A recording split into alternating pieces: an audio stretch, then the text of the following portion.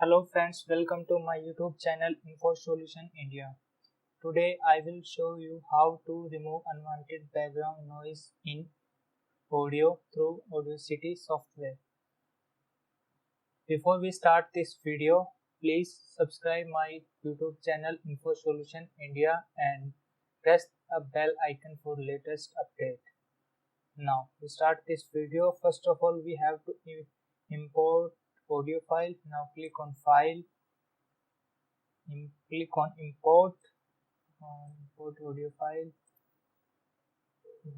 Your audio is imported in software. Now before remove unwanted noise in audio, we have to hear this audio. Hello friends, welcome to my YouTube channel Infosolutionindia. You can hear some unwanted noise in background in this audio. Now we select some unwanted noise in audio, click on effect, go to noise reduction and click on get noise profile. Now we have to select complete audio. Now click on double click on this audio. Now go to effect, click on noise reduction. Now this is noise reduction, sensitivity and frequency smoothing bands.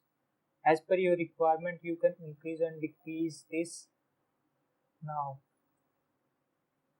I am doing this 3 and sensitivity 10 and frequency. Now review this audio.